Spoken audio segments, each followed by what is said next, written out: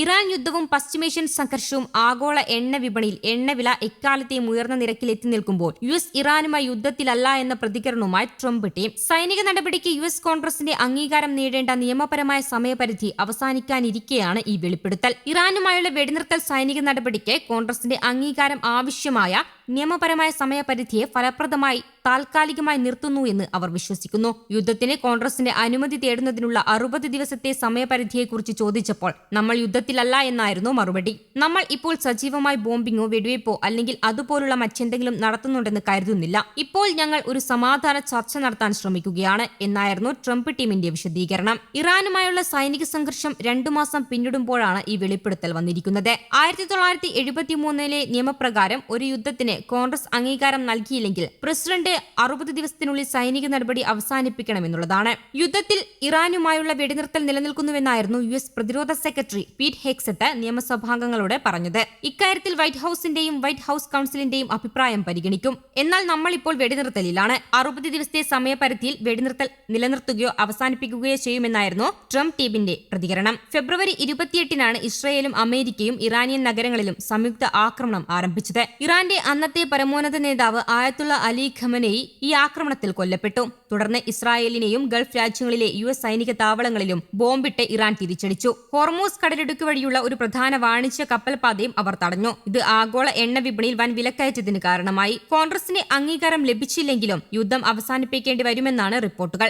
ഇറാനുമായുള്ള യുദ്ധത്തിനെ ഡെമോക്രാറ്റുകൾ എതിർക്കുന്നുണ്ട്. പിന്നാലെ റഷ്യൻ പ്രസിഡന്റ് വ്ളാഡിമിർ പുടിനും അമേരിക്കൻ പ്രസിഡന്റ് ഡൊണാൾഡ് ട്രംപും തമ്മിൽ 90 മിനിറ്റിലധികം നീണ്ടുനിന്ന ടെലിഫോൺ സംഭാഷണവും നടന്നു. പശ്ചിമേഷ്യയിലെ സംഘർഷങ്ങളും യുക്രൈൻ യുദ്ധവുമാണ് പ്രധാനമായും ചർച്ച ചെയ്തതെന്നാണ് സൂചന. ചർച്ച വളരെ ഗൌരവവും സുതാര്യവുമായിരുന്നു. ഇറാനെതിരെയോ അയൽരാജ്യങ്ങൾക്കെതിരെയോ അമേരിക്കയും ഇസ്രായേലും വീണ്ടും സൈനിക നടപടി സ്വീകരിച്ചാൽ അത് അന്താരാഷ്ട്ര സമൂഹത്തിന് തന്നെ വലിയ ദോഷമുണ്ടാകുമെന്ന് പുടിൻ മുന്നറിയിപ്പ് നൽകി. ഇത്തരം നീക്കങ്ങൾ ഒഴിവാക്കണമെന്നും നയതന്ത്ര ചർച്ചകൾക്ക് മുൻഗണന നൽകണമെന്നും പുടിൻ ട്രംപിനോട് ആവശ്യപ്പെട്ടു. ഇറാനുമായുള്ള വെടിനിർത്തൽ നീട്ടാനുള്ള ട്രംപിന്റെ തീരുമാനത്തെ പുടിൻ സ്വാഗതം ചെയ്തു. ചർച്ചകൾക്ക് അവസരം നൽകുന്ന ഈ നീക്കം മേഖലയിലെ സാഹചര്യം സുസ്ഥിരമാക്കാൻ സഹായിക്കുമെന്ന് പുടിൻ പ്രത്യാശ പ്രകടിപ്പിച്ചു. മിഡിൽ ഈസ്റ്റിലെ പ്രശ്നങ്ങൾ പരിഹരിക്കാനുള്ള നയതന്ത്ര നീക്കങ്ങൾക്ക് റഷ്യയുടെ പൂർണ്ണ പിന്തുണ അദ്ദേഹം വാഗ്ദാനം ചെയ്തെന്നും അറിയുന്നുണ്ട്. 5ാം വർഷത്തിലേക്ക് കടന്ന യുക്രൈൻ യുദ്ധത്തെക്കുറിച്ചും ഇരു നേതാക്കളും ചർച്ച ചെയ്തു. യുദ്ധഭൂമിയിലെ നിലവിലെ സാഹചര്യത്തെക്കുറിച്ച് ട്രംപ് ചോദിച്ചറിഞ്ഞപ്പോൾ റഷ്യൻ സൈന്യം നയതന്ത്രപരമായ മുന്നേറ്റം നടത്തുകയാണെന്നും പുടിൻ മറുപടി നൽകി. യുക്രൈൻ ഭരണകൂടം യുദ്ധം നീട്ടിക്കൊണ്ടുപോകാൻ ശ്രമിക്കുകയാണെന്ന കാര്യത്തിൽ ഇരു നേതാക്കളും സമാനമായ അഭിപ്രായമാണ് പങ്കുവച്ചത്. മെയ് 9 നടക്കുന്ന റഷ്യയുടെ വിജയദിന ആഘോഷങ്ങളോടനുബന്ധിച്ച് താൽക്കാലിക വെടിനിർത്തൽ പ്രഖ്യാപിക്കാൻ തയ്യാറാണെന്ന് പുടിൻ അറിയിച്ചു. ഈ നിർദ്ദേശത്തെ ട്രംപ് പിന്തുണച്ചു. 2ാം ലോക മഹായുദ്ധത്തിൽ ജർമ്മനിക്കെതിരെ സോവിയറ്റ് യൂണിയൻ നേടിയ വിജയത്തിന്റെ സ്മരണയ്ക്കായാണ് റഷ്യ വിജയദിനം ആഘോഷിക്കുന്നത്. യുക്രൈന്റെ പ്രത്യാക്രമണ ഭീഷണിയുള്ളതിനാൽ ഇത്തവണത്തെ വിജയദിന പരേഡ് നിയന്ത്രണങ്ങളോടെ മാത്രമായിരിക്കും നടക്കുക. ഇറാന്റെ എണ്ണ സമ്പത്തിനെ തകർക്കാനുള്ള അമേരിക്കയുടെ നീക്കങ്ങളെ രൂക്ഷമായ ഭാഷയിൽ പരിഹസിച്ച് Iran parliamentary speaker Mohammad Bagher ഗാലിബാഫും രംഗത്തെത്തി. നടപ്പിലാക്കുന്ന സാമ്പത്തിക തന്ത്രങ്ങൾ തികച്ചും പരാജയമാണെന്ന് വിശേഷിപ്പിച്ച അദ്ദേഹം വരും ദിവസങ്ങളിൽ അന്താരാഷ്ട്ര വിപണിയിൽ എണ്ണവില ബാരലിന് $140 ഉയരുമെന്നും പറഞ്ഞു. സോഷ്യൽ മീഡിയ പ്ലാറ്റ്ഫോമായ എക്സിലൂടെയാണ് പ്രതികരണം.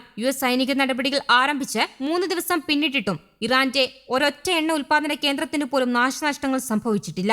ഉപരോധം നീണ്ടാലും ഇറാന്റെ എണ്ണക്കിണറുകൾക്ക് ഒന്നും സംഭവിക്കില്ലെന്നും ഇറാൻ പാർലമെന്റ് സ്പീക്കർ തുറന്നടിച്ചു. ഇവിടുത്തെ എണ്ണക്കിണറുകൾ സുരക്ഷിതമായിരിക്കുന്നത് വേണമെങ്കിൽ ലൈവ് സ്ട്രീമിംഗ് നടത്തി കാണിക്കാമെന്നും അമേരിക്കൻ ട്രഷറി സെക്രട്ടറിയെ അദ്ദേഹം പരിഹസിച്ചു. ട്രഷറി സെക്രട്ടറി സ്കോട്ട് ബെസന്റിനെയാണ് ഗാലിബാഫ് പ്രധാനമായും ലക്ഷ്യം വെച്ചത്. ബെസന്റിനെ പോലെയുള്ളവരുടെ തെറ്റായ ഉപദേശങ്ങളാണ് അമേരിക്കൻ ഭരണകൂടത്തെ വഴിതെറ്റിക്കുന്നതെന്നും അദ്ദേഹം ആരോപിച്ചു. ഇവർ എണ്ണവില $120 മുകളിൽ എത്തിച്ചു കഴിഞ്ഞുവെന്നും ഗാലിബാഫ് പരിഹസിച്ചു. News desk Kerala Kaumudi.